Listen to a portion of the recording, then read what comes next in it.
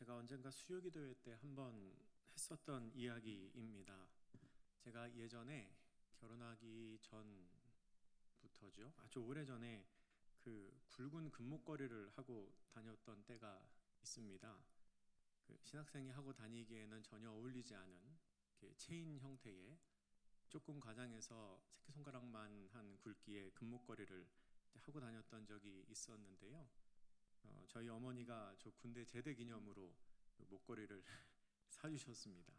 군대에 가 있는 동안 저에게 주어야 할 용돈을 모으셨다가 그 선물을 주신 거죠. 근데 신학교 졸업할 때가 되니까 그 목걸이를 하지 않는 게 좋겠다는 생각을 했습니다. 이렇게 굵은 목걸이를 하고 다니는 게 별로 이렇게 좀 좋아 보이지 않더라고요. 그래서 기왕에 하지 않을 거 뭐 그냥 가지고 있으면 뭐 하나 해서 그 목걸이를 팔기로 제가 마음을 먹었습니다. 그때 제가 목걸이를 팔아서 그 성서주석 한 질, 50권짜리 한 질 세트를 샀습니다. 꽤 비싼 목걸이였던 거죠. 제가 그 목걸이를 팔 때 있었던 이야기입니다. 목걸이를 들고 금은방에 가서 이거 팔려고 하는데 얼마 줄 수 있냐고 금은방 주인 아저씨에게 물어보니까 아저씨가 이상한 눈빛으로 저를 쳐다봅니다. 그러면서 계속 물어보는 게 이게 본인 거 맞냐고, 직접 샀냐고 계속 물어보는 겁니다. 근데 그때 제가 학교 다닐 때니까 청바지에 운동화에 백팩 메고 이렇게 갔거든요. 아저씨 표정이 딱 봐도 별로 믿음이 안 간다는 표정입니다. 이게 네가 어디서 갖고 온 거 아니냐 그런 표정입니다. 신원 확인을 위해서 신분증을 달라고 하는데요. 그게 당연한 절차이지만 그분 하시는 그 말투와 표정이 그냥 제가 좀 살짝 기분이 안 좋았습니다.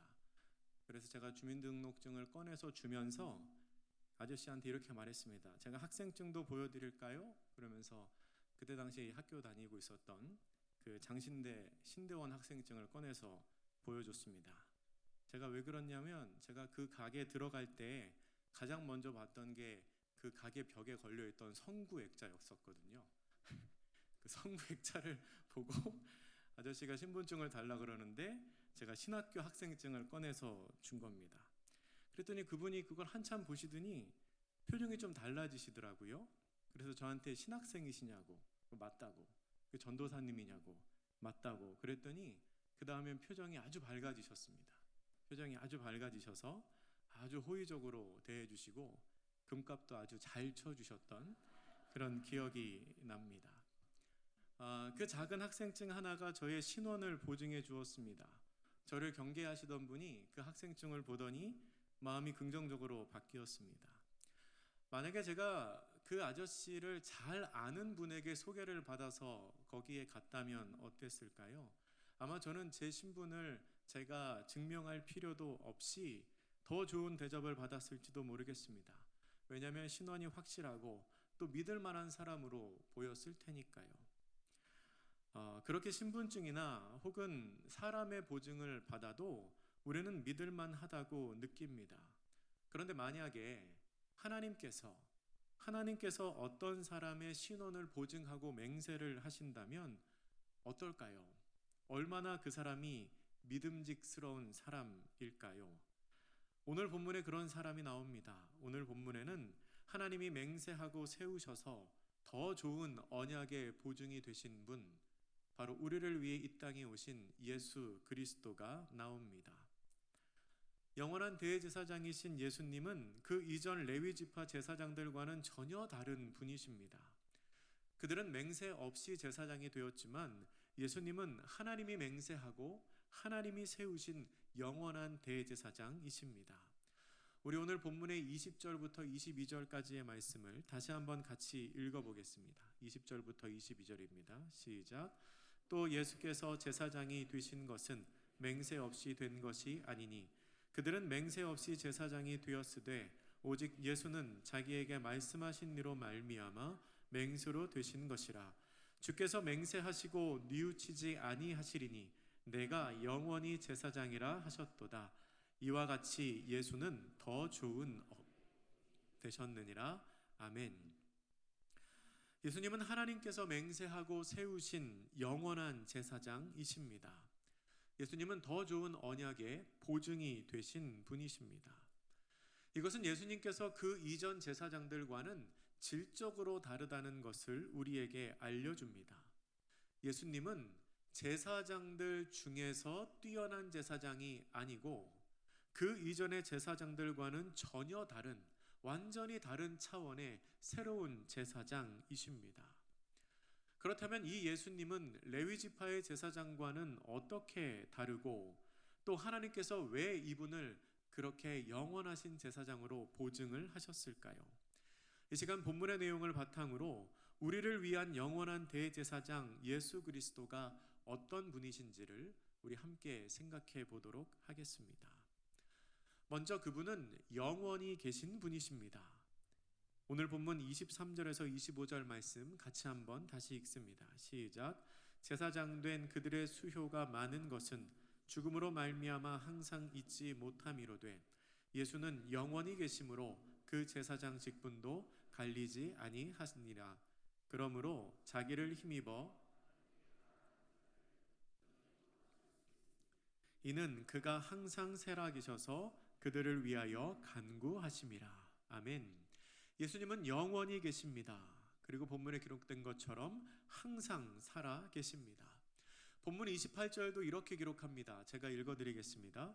율법은 약점을 가진 사람들을 제사장으로 세웠거니와 율법 후에 하신 맹세의 말씀은 영원히 온전하게 되신 아들을 세우셨느니라. 아멘. 예수님은 영원히 온전하게 되신 하나님의 아들이십니다. 레위 지파의 제사장들은 유한한 존재였습니다. 그래서 그들은 숫자가 많았습니다. 왜냐하면 시간이 지나면 늙고 그러다가 죽었기 때문입니다. 한 사람이 영원히 제사장의 권한을 행사하지 못했기 때문에 그들은 계속해서 제사장직을 이어받으면서 지켜나갔습니다. 최초의 제사장이었던 아론은 광야에서 대제사장으로서의 사역을 잘 감당했지만 가나안 땅에 들어가기 전에 그 직무를 자기의 아들인 엘르아살에게 넘겨주어야만 했습니다. 엘르아살도 죽어서 그 직무를 아들인 비느하스에게 넘겨주게 되었죠. 역사가 요세푸스에 의하면 이후에도 그런 과정을 거쳐 계속 대를 이어 대제사장직을 계승하며 2차 성전이 파괴된 주후 70년까지 83명의 제사장이 그 제사장의 직무를 계승했다고 기록하고 있습니다. 그와 다르게 예수님은 그의 제사장직을 영원히 소유하시며 영원히 수행하고 계십니다. 본문 24절이 기록하는 것처럼 예수님은 영원히 계시기 때문에 그 제사장직을 다른 사람들과 나누시지 않습니다. 나누어 감당할 필요가 없기 때문입니다. 그리고 25절에서 말하는 것처럼 항상 살아계신 분이기 때문에 자기를 힘입어 하나님께 나아가는 자들을 온전히 구원하실 수 있습니다. 그리고 항상 계시는 분이기 때문에 언제나 그들의 간구를 들으실 수 있으십니다. 레위지파 제사장은 생명이 유한하기 때문에 언젠가 그 직을 넘겨줄 수밖에 없지만 예수님은 다르십니다. 물론 예수님도 돌아가셨습니다. 예수님은 이 땅에 계실 때 십자가에 달려서 돌아가셨습니다. 하지만 그분은 그 제사장직을 잃지 않으셨습니다. 왜냐하면 예수님에게 있어서 그 십자가에 달려 돌아가신 것은 최종적인 결과가 아니었기 때문입니다. 십자가는 부활의 영광을 위한 과정이었습니다. 그 결과 예수님은 다른 제사장들과는 다른 제사장들과는 구별된 영원한 제사장이 되셨습니다. 예수 그리스도가 어떤 분이실까요? 두 번째로 그분은 우리를 향한 영원한 대제사장이 되기에 합당하신 분이십니다. 예수님은 그러한 자격이 있으신 분이십니다. 본문 26절을 같이 읽겠습니다. 시작. 이러한 대제사장은 우리에게 합당하니 거룩하고 악이 없고 더러움이 없고 죄인에게서 떠나 계시고 하늘보다 높이 되신이라. 아멘. 우리를 대속하시기에 합당하신 예수 그리스도는 거룩하시고 악이 없으시고 더러움이 없으시고 죄인에게서 떠나 계시며 하늘보다 높이 되신 분이십니다. 먼저 나오는 거룩은 하나님을 기쁘시게 하는 속성입니다. 하나님께서는 이스라엘 민족에게 내가 거룩하니 너희도 거룩하라 라고 말씀하셨습니다. 하나님은 이스라엘 백성이 거룩하기를 원하고 계십니다. 특별히 성전에서 봉사하는 레위지파 제사장들은 더 중요한, 더 특별한 이 거룩이 요청되었습니다. 당시의 제사장들은 불결한 것에 노출되지 않는 것, 불결한 것에 의해 더럽혀지지 않는 것을 거룩이라고 이해했습니다. 그래서 대제사장은 속죄일 전에는 5번 목욕을 하고 10번 손과 발을 씻었다고 합니다. 자기의 몸에 그 어떤 불결한 것도 남아있지 않게 하기 위해서입니다. 또한 대속죄일 날 전날에는 화장실에 가지 않기 위해서 식사량을 줄이기도 했습니다. 왜냐하면 혹여나 자신의 배설물로 인해서 자기가 부정해지는 것을 막기 위해서였습니다. 자기의 거룩을 깨트릴 만한 모든 상황을 아주 철저하게 차단을 했던 것입니다. 하지만 예수님께서는 그런 방법으로 거룩을 유지하지 않으셨습니다. 그분은 영원히 사라지지 않는 생명의 능력으로 제사장이 되셨기 때문에 근본적으로 거룩하신 분이십니다. 또한 예수님께서는 공생의 사역 중에 세상의 방법을 멀리하고 하나님의 뜻에 순종하는 것으로 거룩을 유지하셨습니다. 몸을 깨끗하게 하는 것보다 하나님의 뜻에 합당하게 사는 것이 더 거룩한 삶이기 때문에 예수님은 몸을 정결하게 하시는 것에 마음을 쓰시기보다 하나님의 뜻대로 살아가시는 것에 집중하고 그렇게 스스로 거룩하신 분이 되셨습니다. 또한 예수님은 악이 없으신 분이십니다. 악이 없다는 것은 죄가 없고 결백하다는 뜻입니다. 이 말은 대제사장 예수 그리스도의 도덕적인 면을 규정하는 말입니다. 예수님은 고의적이거나 혹은 고의적이지 않거나 상관없이 그 어떤 죄와도 무관하신 분이십니다. 모든 잘못으로부터 자유로우신 분이십니다. 예수님께서는 다른 사람들과의 관계에 의해서만 죄가 없으신 분이 아니고 본인 스스로 전혀 악 자체와 관계가 상관이 없으신 분입니다. 그분에게는 죄가 없으셨고 또한 악의 속성이 없으셨습니다. 그리고 예수님은 더러움이 없으신 분이십니다. 더러움이 없다는 것은 제의적인 순결을 의미하는 것입니다. 사람들은 부정하게 되었을 때 제사를 통해서 자기 몸의 정결을 회복했습니다. 하지만 예수님은 그런 방법을 통해서 깨끗함을 얻을 필요가 없으셨습니다. 원래부터 순결하신 분이시고 그분 자체가 더러워지지 않는 분이셨기 때문입니다. 또한 예수님은 죄인에게서 떠나 계신 분이십니다. 죄인에게서 떠났다는 것은 장소적인 개념입니다. 단어의 의미로만 보면 죄인들과는 자리를 달리하고 죄인들이 있는 곳에 가까이 가지 않았다는 뜻입니다. 실제로 레위지파 사람들은 그렇게 해서 자신의 거룩함을 유지했습니다. 죄인들이 있는 곳에는 아예 가까이 가지도 않았습니다. 그런데 이 말이 예수님에게 적용되었을 때는 조금 다른 의미가 됩니다. 우리가 이미 알고 있는 것처럼 예수님은 일부러 죄인들을 찾아가시기도 했기 때문입니다. 따라서 이 말씀은 예수님이 죄인들과 분리되셨다는 뜻이 아니고 예수님이 죄인에게서 떠났다는 이 말씀은 예수님의 승천을 의미합니다. 예수님은 죄악으로 가득한 이 세상을 떠나서 하나님 나라로 올라가신 분이라는 겁니다. 그렇게 하나님 나라로 올라가심으로 말미암아 스스로 완전히 거룩하신 분임을 우리에게 알게 하셨습니다. 마지막으로 예수님은 하늘보다 높이 되셨습니다. 하늘에 올라가셨다가 아니고 성경은 하늘보다 높이 되셨다라고 표현합니다. 참 특별한 표현이지요. 유대인의 인식 속에서는 하늘이 하나가 아니었습니다. 하나가 아니고 유대인들은 하늘을 최소한 셋 이상으로 생각을 했습니다. 사도 바울은 고린도후서 12장에서 자신이 본 환상을 이야기하는데요. 그때 뭐라고 말하냐면 내가 셋째 하늘에 이끌려갔다 이렇게 표현합니다. 구역에는 3층 천에, 개역개정에는 셋째 하늘에 이끌려갔다라고 말합니다. 유대인들이 생각하는 첫 번째 하늘은 스카이입니다. 그야말로 하늘이지요. 우리 눈에 보이는 하늘입니다.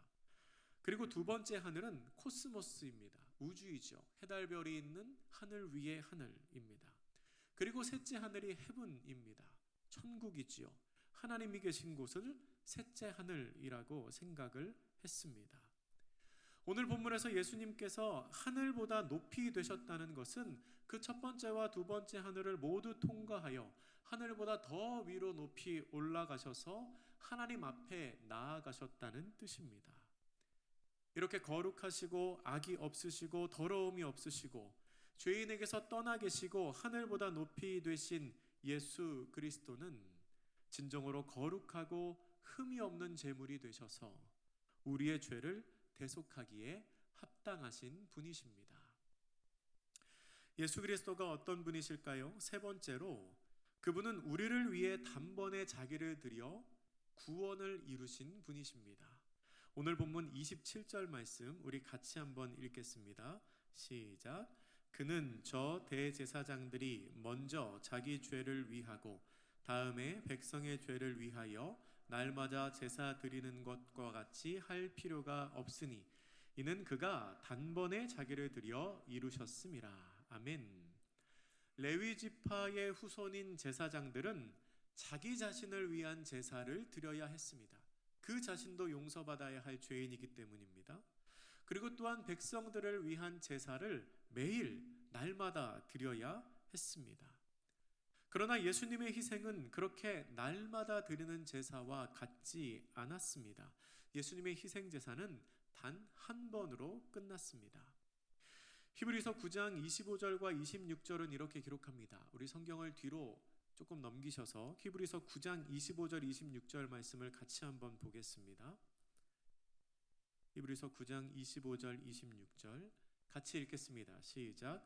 대제사장이 해마다 다른 것의 피로써 성소에 들어가는 것 같이 자주 자기를 드리려고 아니하실지니 그리하면 그가 세상을 창조한 때부터 자주 고난을 받았어야 할 것이로되 이제 자기를 단번에 제물로 드려 죄를 없이 하시려고 세상 끝에 나타나셨느니라. 아멘. 옛 언약의 대제사장은 해마다 성소에 들어가야 했습니다. 하지만 그리스도는 그렇게 하지 않으십니다. 그렇게 하실 필요가 없기 때문입니다. 동물의 피로 드리는 제사는 그 효력이 오래가지 않습니다. 그리고 제사를 드린 후에 다른 죄를 지으면 그 또다시 지른 죄를 속죄받기 위해 또 제사를 드려야 했습니다. 하지만 예수 그리스도께서 자신의 몸을 들여 드린 제사는 그와 같지 않았습니다. 그리스도는 단 한 번에 모든 죄를 없애십니다. 단 한 번에 이전의 모든 죄뿐만 아니라 이후에 일어날 모든 죄도 다 사하셨습니다. 예수님의 보혈의 피는 이 동물의 피와는 비교할 수 없는 고귀한 가치를 지닌 것이기 때문에 단 한 번의 제사로 모든 시대에 모든 사람이 구원을 얻게 된 것입니다. 예수님께서 흘리신 그 피가 나를 위해 흘리신 피라는 고백을 우리가 한다면 그 고백으로 말미암아 우리의 모든 죄는 용서받게 됩니다. 예수님은 십자가에서 단번에 자신의 생명을 바치는 제사를 드리심으로 모든 것을 이루셨습니다. 단 한 번만에 모든 사람을 위한 제사를 완성하셨습니다. 그렇게 단번에 자기의 몸을 들여 십자가에 달리신 것은 공생의 사역의 삶을 통하여 예수님이 보이신 하나님을 향한 완전한 순종이셨습니다. 예수님은 이 세상의 어떤 시련이나 어떤 유혹에도 굴복하지 않으셨습니다. 대신 오직 하나님의 뜻에만 순종하심으로 말미암아 모든 시험과 모든 유혹을 이겨내고 자신을 제물로 바치셨습니다. 그 순종의 결과로 예수님의 제사는 완전하고 또한 영원한 제사가 될 수 있었습니다. 그리고 우리는 그렇게 완전한 순종을 보이신 예수님을 통하여 하나님 앞에 담대히 나아갈 수 있게 되었습니다. 예수님이 어떠한 분이신지를 세 가지로 말씀드렸습니다. 먼저 예수님은 영원히 계신 분이십니다. 그렇기 때문에 그 제사장직은 바뀌거나 사라지지 않습니다. 또한 예수님은 하나님이 보증하신 우리의 죄를 대속하기 위해 합당하신 분이십니다. 거룩하시고 악과 더러움이 없으시고 죄악된 세상을 떠나 하나님의 보좌에 올라가신 그분은 이 세상 그 어떤 것과도 비교할 수 없는 정결한 제물이 되셔서 우리의 죄를 단 한 번에 대속하신, 그렇게 대속하시기에 합당하신 분이십니다. 예수님의 제사는 단번에 드려진 제사입니다. 그렇기에 다시 드려질 필요가 없고 다른 희생 제물이 필요하지 않았습니다.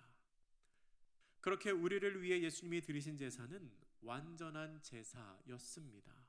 영적으로, 도덕적으로 완전하신 그분의 온전한 순종으로 말미암아 우리는 하나님 앞에 나아갈 수 있게 됩니다.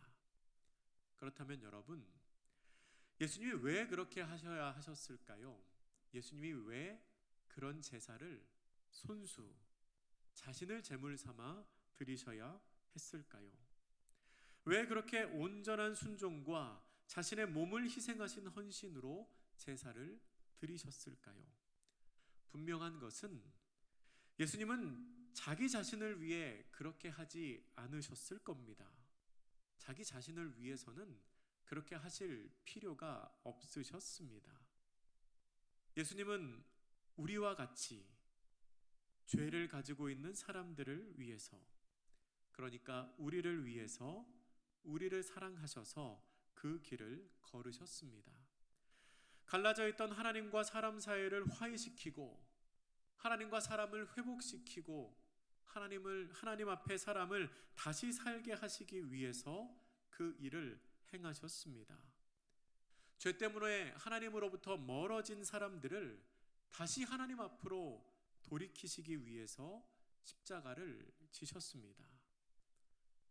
예수님이 영원한 대제사장이 되시고 그 십자가가 영원히 모든 사람을 구원하는 통로가 되는 것처럼 우리를 위한 예수님의 희생도 영원히 기억될 것입니다. 그 은혜를 입은 우리는 예수님의 그 사역을 헛된 것으로 만들어서는 안 됩니다. 하늘과 땅을 잇는, 하나님과 사람을 화해시키는 예수님의 그 사명은 우리의 삶을 통해 계속해서 이어져 가야 합니다. 교회의 머리 되신 예수님께서 자신의 몸을 던져 완성하신 그 사역을 교회의 손과 발인 우리가 우리의 삶을 통해서 완성해 나가야 합니다. 우리를 위해 희생하신 영원한 대제사장이신 예수 그리스도를 기억하고 그 은혜에 감사하며 그 사명을 계속해서 이어가는 복된 성도님들 되시기를 주님의 이름으로 축복합니다. 기도하겠습니다. 사랑의 하나님, 감사합니다.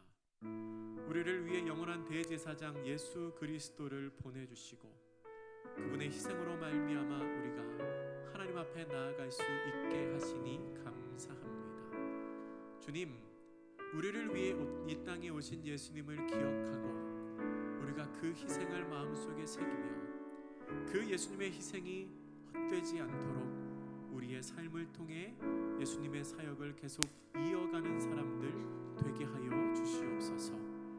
우리의 삶의 능력과 은혜로 함께 하여 주시어서 우리가 그렇게 하나님의 사람으로 살아가게 하옵소서. 감사드리며 예수님의 이름으로 기도드립니다.